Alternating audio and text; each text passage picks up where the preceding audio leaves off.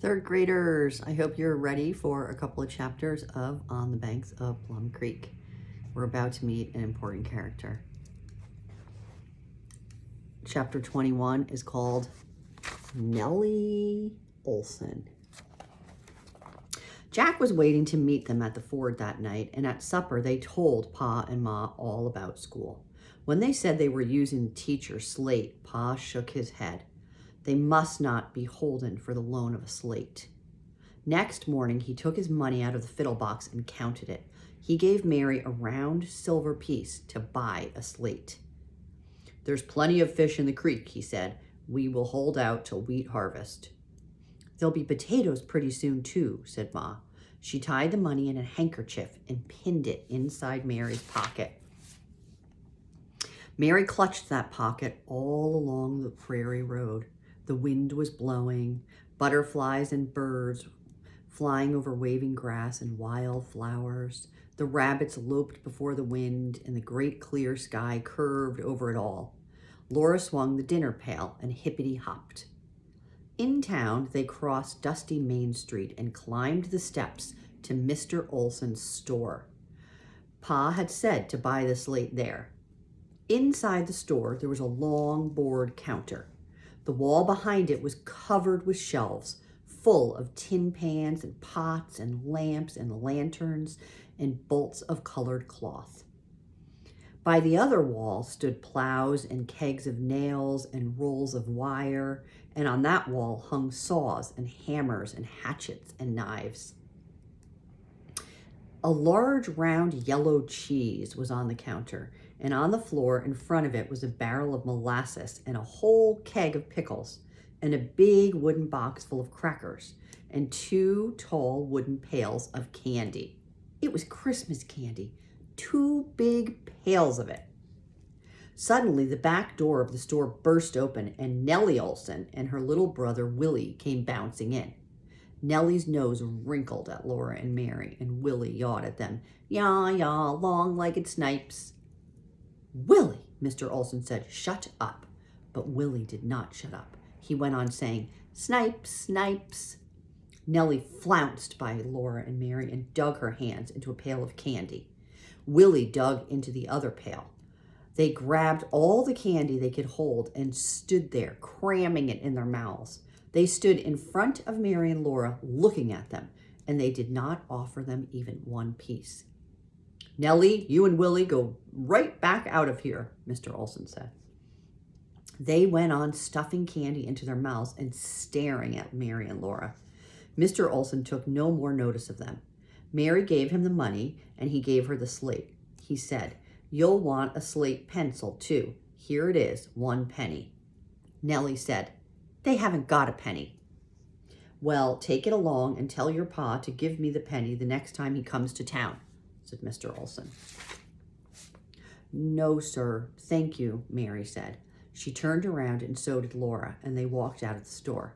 At the door, Laura looked back, and Nellie made a face at her.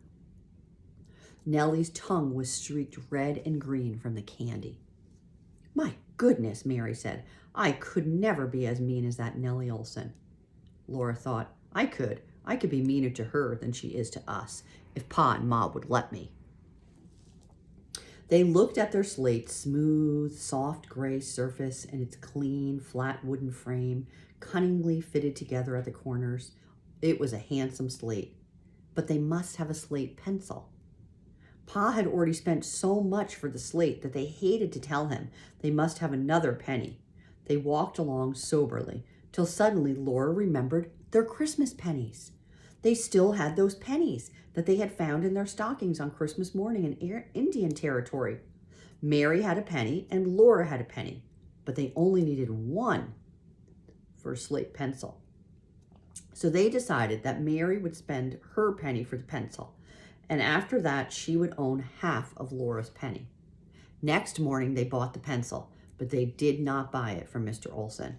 They bought it from Mr. Beadle's store and the post office where Teacher lived, and that morning they walked on to school with their teacher. All through the long, hot weeks they went to school, and every day they liked it more. They liked reading, writing, and arithmetic. They liked spelling down on Friday afternoons, and Laura loved recess, when the little girls rushed out into the sun and the wind, picking wildflowers among the prairie grass and playing games.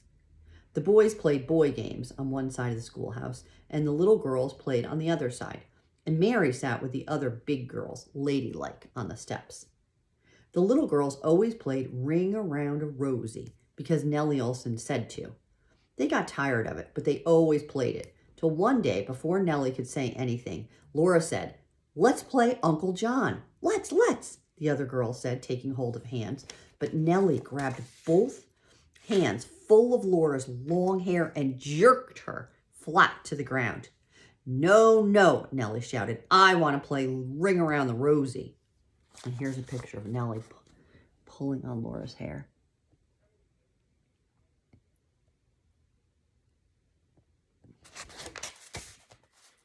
Laura jumped up and her hand flashed out to slap Nellie, but she stopped just in time. Pa said she must never strike anybody. "Come on, Laura," Christy said, taking her hand. Laura's face felt flush and bursting, and she could hardly see, but she went circling with the others around Nellie. Nellie tossed her curls and flounced her skirts because she got her way. Then Christy began singing, and all the others joined in.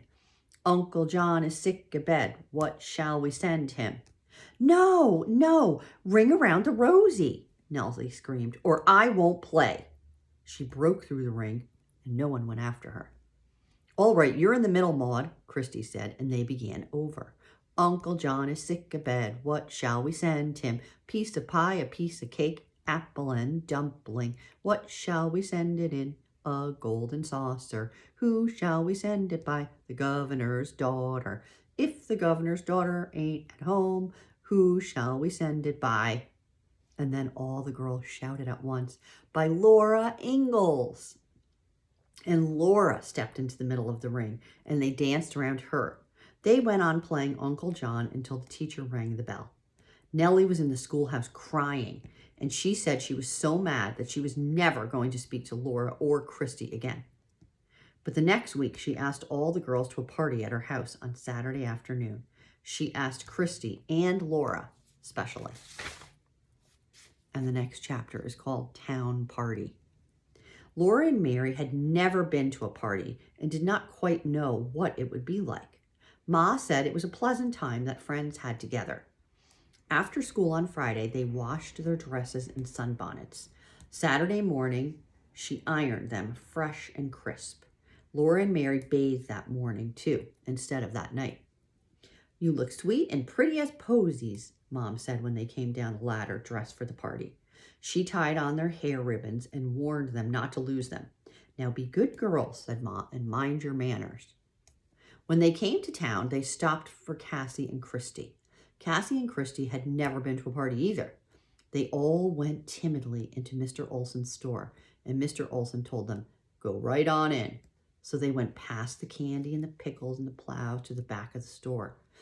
The door opened, and there stood Nellie, all dressed up, and Mrs. Olson was asking them in. Laura had never seen such a fine room. She could hardly say, "Good afternoon, Mrs. Olson," and "Yes, ma'am," and "No, ma'am." The whole floor was covered with some kind of heavy cloth that felt rough under Laura's bare feet. It was brown and green with red and yellow scrolls all over it. The walls and the ceilings were narrow, smooth boards fitted together with a crease between them. The table and chairs were of yellow wood that shone like glass, and their legs were perfectly round. There were colored pictures on the walls. "Go into the bedroom, girls, and leave your bonnets," Mrs. Olson said in a company voice. The bedstead was shiny wood, too. There were 2 other pieces of furniture. One was made of drawers on top of each other, with 2 little drawers sitting on its top, and 2 curved pieces of wood that went up and held a big looking glass between them. On top of the other stood a china pitcher and a big china bowl and a small china dish with a piece of soap in it. There were glass windows in both rooms, and the curtains on those windows were made with white lace. Behind the front room was a big lean-to with a cook stove in it, like Ma's new one, and all kinds of tin pots and pans hanging on the walls. All the girls were there now, and Mrs. Olson's skirt went rustling among them. Laura wanted to be still and look at the things, but Mrs. Olson said, "Now, Nellie, bring out your playthings." "They can play with Willie's playthings," Nellie said. "They cannot ride on my velocipede," Willie shouted. "Well, they can play with your Noah's Ark and your soldiers," said Nellie, and Mrs. Olson made Willie be quiet. The Noah's Ark was the most wonderful thing Laura had ever seen. They all knelt down and squealed and shouted and laughed over it. There were zebras and elephants and tigers and horses, all kinds of animals, just as if the picture had come out of the paper cover Bible at home. There's a tiny little picture of them.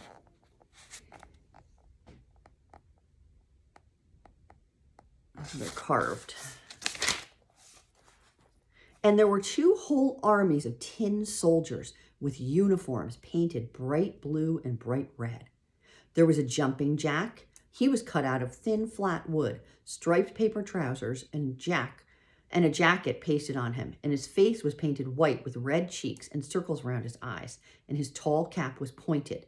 He hung between 2 thin red strips of wood, and when you squeezed them, he danced. His hands held on to the twisted strings. He would turn a somersault over the strings. He would stand on his head with his toe on his nose. Even the big girls were chattering and squealing over those animals and those soldiers, and they laughed at the jumping jack until they cried.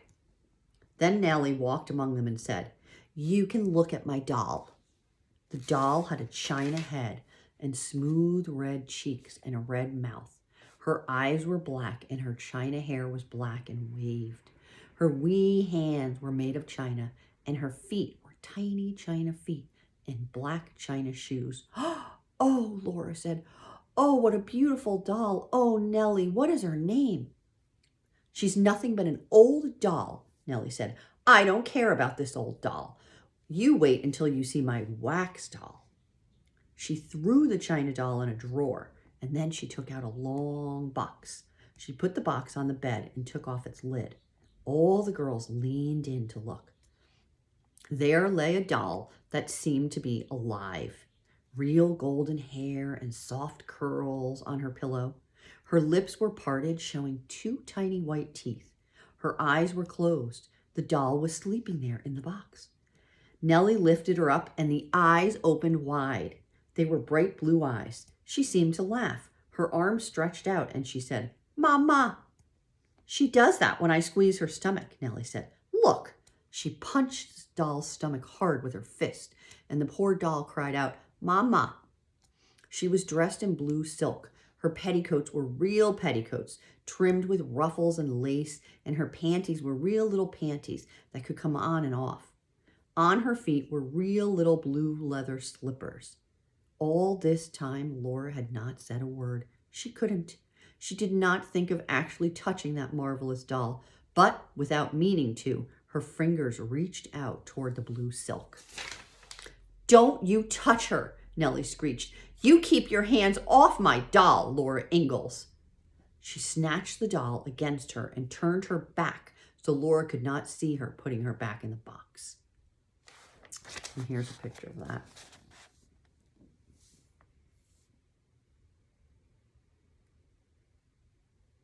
And in the background, you can see her brother Willie holding on to that little toy.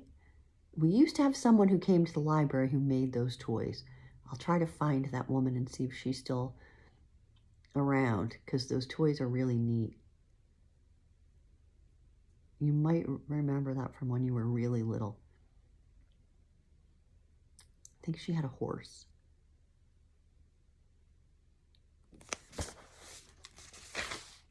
Laura's face burned hot, and the other girls did not know what to do. Laura went and sat on a chair. The others watched Nellie put the box in the drawer and shut it. Then they looked at the animals and the soldiers again, and they squeezed the jumping jack. Mrs. Olson came in and asked Laura why she was not playing. Laura said, "I would rather sit here. Thank you, ma'am." "Would you like to look at these?" Mrs. Olson asked her, and she laid 2 books in Laura's lap. "Thank you, ma'am." Laura said. She turned the pages of the book carefully. One was not exactly a book. It was thin and it had no covers. It was a little magazine, all for children. The other was a book, a thick, glossy cover page, and on the cover was a picture of an old woman wearing a peaked cap and riding on a broom across a huge yellow moon. Over her head, large letters said, Mother Goose. Laura had not known there were such wonderful books in the world. On every page of that book, there was a picture and a rhyme. Laura could read some of them. She forgot all about the party. Suddenly, Mrs. Olson was saying, Come, little girl, you must let the others eat all the cake, mustn't you? Yes, ma'am, Laura said. No, ma'am. A glossy white cloth covered the table. On it was a beautiful sugar white cake and tall glasses. I got the biggest piece, Nellie shouted, grabbing a big piece out of that cake. The others sat waiting until Mrs. Olson gave them their pieces. She put each piece on a china plate. Is your lemonade sweet enough? Mrs. Olson asked. So Laura knew that it was lemonade in the glasses. She had never tasted anything like it. At first it was sweet, but after she ate a bit of the sugar white off her piece of cake, the lemonade was sour. But they all answered Mrs. Olson politely. Yes, ma'am. Thank you. They were careful not to let a crumb of cake fall on the tablecloth. They did not spill one drop of lemonade. Then it was time to go home, and Laura remembered to say, as Ma had told them to, Thank you, Mrs. Olson. I had a very good time at the party. So did all the others. When they were out of the store, Christy said to Laura, I wish you slapped that mean Nellie Olson. Oh, no, I couldn't, Laura said, but I am going to get even with her. Shh, don't even let Mary know that I said that. Jack was waiting lonesome at the ford. It was Saturday, and Laura had not played with Jack. It would be a whole week before they would have another day of playing along Plum Creek. They told Ma all about the party, and she said, We must not accept hospitality without making some return. I've been thinking about it, girls. You must ask Nellie Olson and the others to a party here. I think a week from Saturday. Okay, the next chapter I think we just have to read because we can't stop here, right? It's called Country Party. Will you come to my party? Laura asked Christy and Maud and Nellie Olson. Mary asked the big girls. They all said they would come. That Saturday morning, the new house was especially pretty. Jack could not come in on the scrubbed floors. The windows were shining and the pink-edged curtains were freshly crisp and white. Laura and Mary made new starry papers for their shelves, and Ma made vanity cakes. She made them with beaten eggs and white flour. She dropped them into a kettle of sizzling fat. Each one came up bobbing and floated until it turned itself over, lifting up its honey-brown puffy bottom. Then it swelled underneath till it was round, and Ma lifted it out with a fork. Those are kind of like donuts. She put every one of those cakes in the cupboard. They were for the party.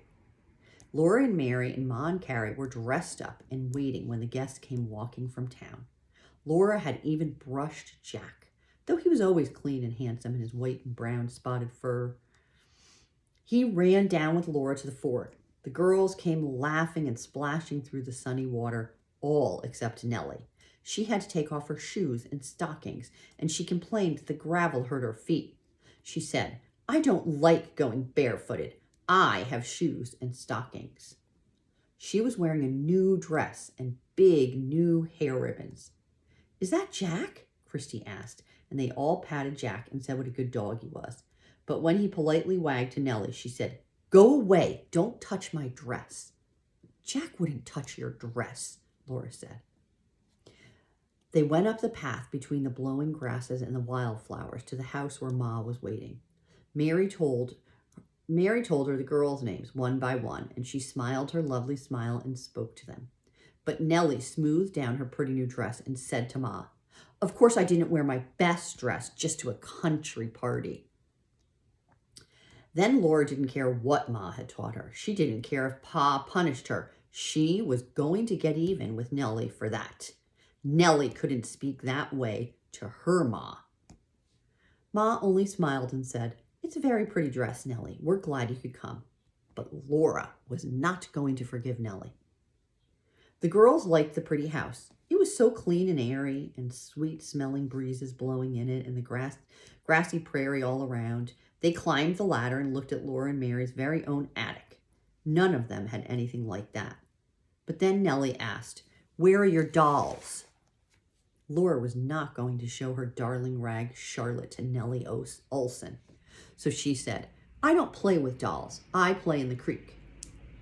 Then they went outdoors with Jack. Laura showed them the little chicks by the haystacks, and they looked at the green garden rows and the thick-growing wheat field. They ran down the knoll to the low bank of Plum Creek. There was the willow and the footbridge, and the water coming out of the plum thicket's shade, running wide and shallow over the sparkling pebbles and gurgling under the bridge to the knee-deep pool. Mary and the big girls came down slowly, bringing Carrie to play with them.